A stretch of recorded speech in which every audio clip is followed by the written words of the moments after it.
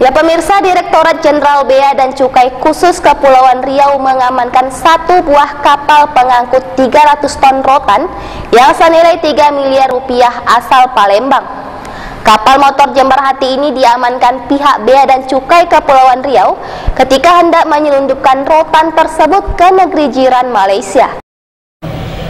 Penangkapan kapal motor Jember Hati yang dilakukan oleh Dirjen Bea dan Cukai Khusus Kepulauan Riau ini setelah mendapatkan informasi akan adanya informasi dari Kanwil Dirjen Bea dan Cukai Sumbaksel, di mana dikabarkan kapal motor atau KM Jember Hati membawa muatan berupa rotan dari Palembang akan diselundupkan menuju Pasir Gudang, Malaysia.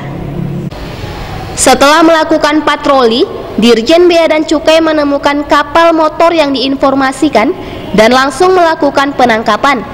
Petugas Dirjen Bea dan Cukai Khusus Kepulauan Riau sempat mendapat perlawanan dari sejumlah kapal speedboat saat dilakukan penangkapan, sebelum akhirnya berhasil menghentikan kapal motor Jember Hati setelah mendapatkan bantuan kapal patroli BC dengan nomor lambung 8005 dengan awak bersenjata lengkap.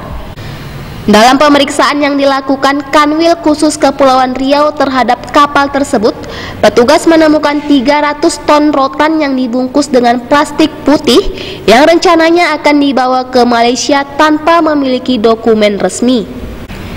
Kepala Seksi Penyelidikan Kanwil 4 Bea dan Cukai Sumbangsel Budi Santoso kepada Kabar Pesisir mengatakan, muatan kapal berisi rotan yang diamankan tidak memiliki izin dan surat keterangan lainnya untuk diekspor ke Malaysia.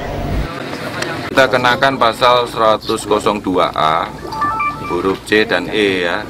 Itu ancamannya, itu intinya dia mengangkut barang ekspor tanpa pemberitahuan yang sah dari Bea Cukai ya.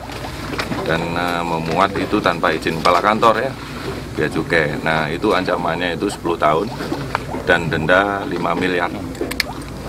Kira-kira dasarnya adalah dari pemeriksaan atas saksi-saksi yang kita panggil dan kita periksa ya, dan kita dapatkan, dan itu nanti faktanya mengarah kemana itu yang akan kita ikutin ya dari hasil pemeriksaan saksi-saksi yang ada. Jadi sekarang kan ini sudah ditetapkan sebagai tersangka, tapi untuk dari Bea Cukai sendiri penetap apa statusnya gitu? Dari Bea Cukai statusnya itu kan penyidikan.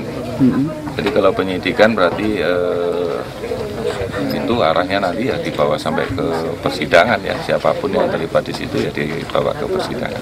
Mengenai barangnya sendiri sah milik dia, milik HP. Nah, sekarang gini, ini perlu saya sampaikan begini. Jadi barang dan kapal itu kan barangnya sendiri kan tidak ada dokumen ya, tidak ada dokumen, baik itu dari dokumen kepabeanan maupun dari dokumen dari kehutanan ya. Karena untuk kayu ini kan mestinya ada, kalau ekspor itu ada dokumen dari Bea Cukai dan ada dokumen dari kehutanan.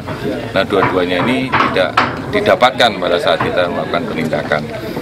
Nah, dokumen ini kan menunjukkan kepemilikan.